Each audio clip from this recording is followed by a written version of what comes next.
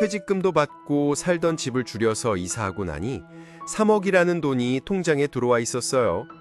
이 돈을 어떻게 해야 할지 몰라 불안하고 답답합니다. 평생의 마지막 월급인 건데 이걸 어떻게 써야 매월 월급처럼 꾸준히 받을 수 있을까 하는 고민이 밀려오더군요. 여러분, 안녕하세요. 황혼의 부자되기입니다. 아마 김철수님뿐만 아니라 은퇴를 앞두거나 이미 은퇴하신 분이라면 이 마음이 어떤 것인지 너무나 잘 아실 겁니다.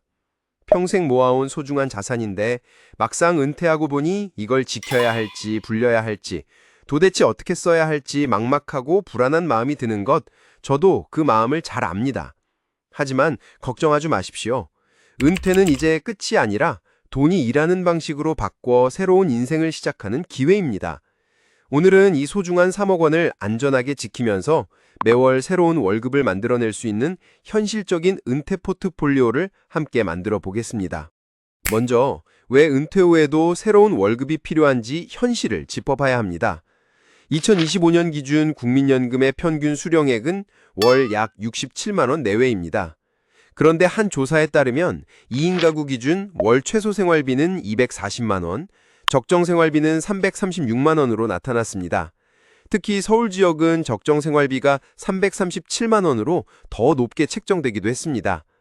보시다시피 국민연금과 적정 생활비 사이에는 월 약 270만 원의 큰 격차가 발생합니다.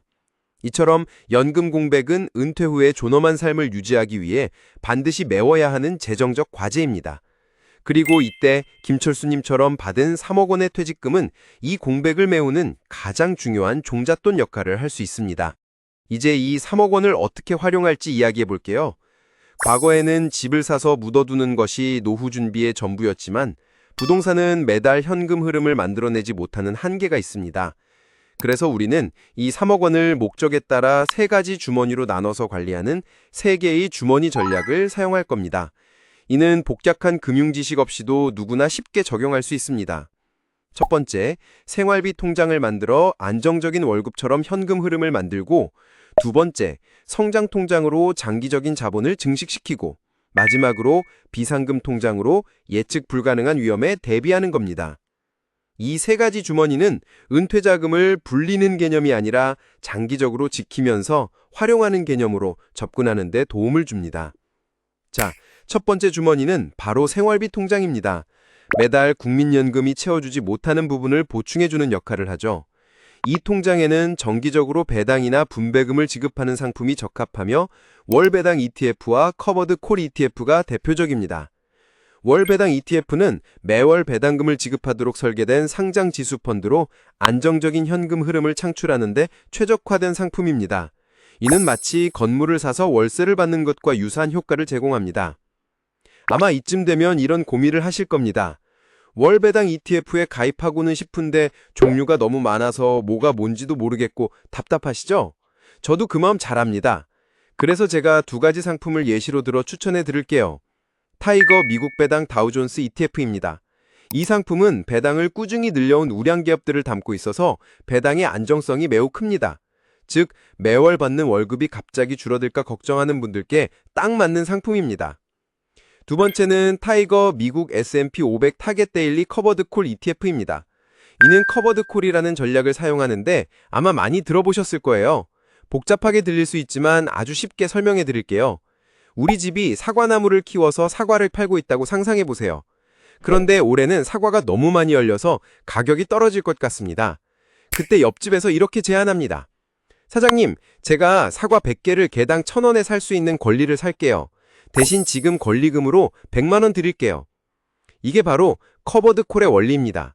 우리는 사과를 가지고 있으면서 미래의 사과를 팔 수 있는 권리를 미리 팔아서 현금, 즉 콜옵션 프리미엄을 확보하는 거죠. 주가가 크게 오르지 않는 시장에서는 이 프리미엄을 계속 받기 때문에 높은 배당 수익을 얻을 수 있습니다. 하지만 만약 사과 가격이 갑자기 1,500원으로 폭등하면 어떻게 될까요? 옆집은 1,000원에 사과 100개를 가져가겠죠?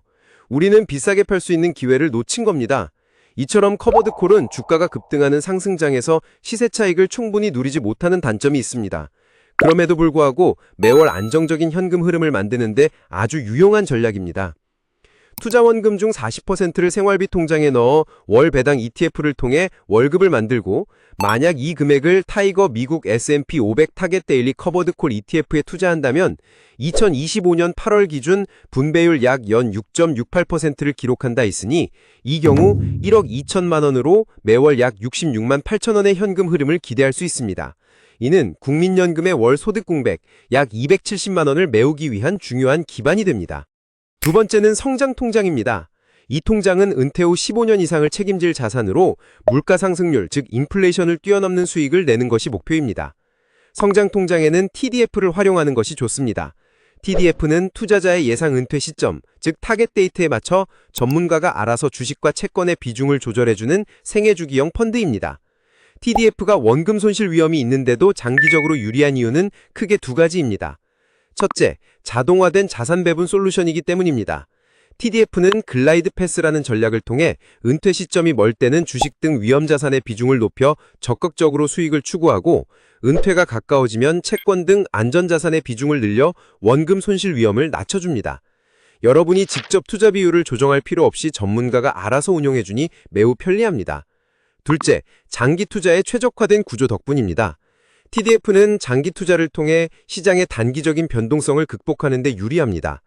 시장 상황에 따라 2022년과 같이 마이너스 15.4%의 수익률을 기록하는 등 원금 손실 위험도 있지만 장기적인 복리 효과를 통해 자산의 실제 가치를 증식시키는 것을 목표로 합니다.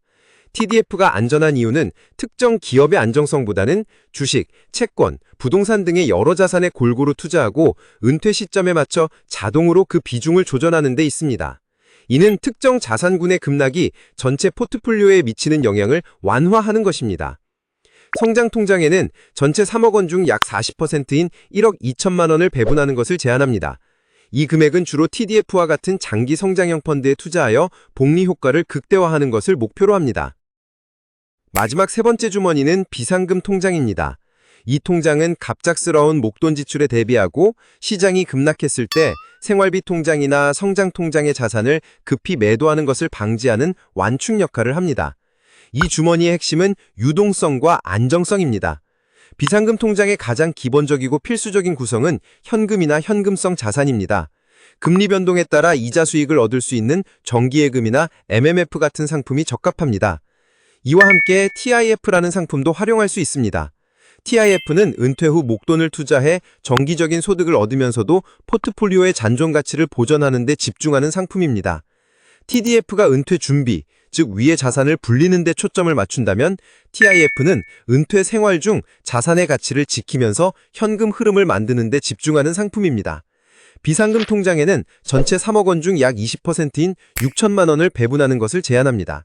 이 중 일부는 현금이나 단기예금, 나머지는 TIF와 같은 저변동성 인컴형 펀드로 구성하는 것이 바람직합니다.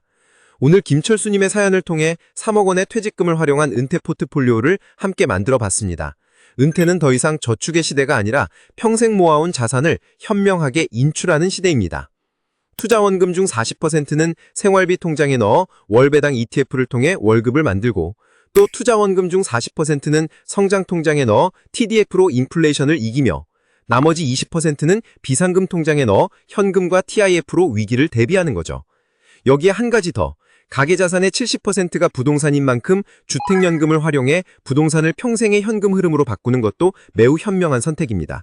주택연금은 주택을 담보로 맡기고 사망할 때까지 매달 연금을 받는 제도로 3억 원의 금융자산이 부담해야 할 현금 흐름 창출의 압박을 크게 줄여줍니다.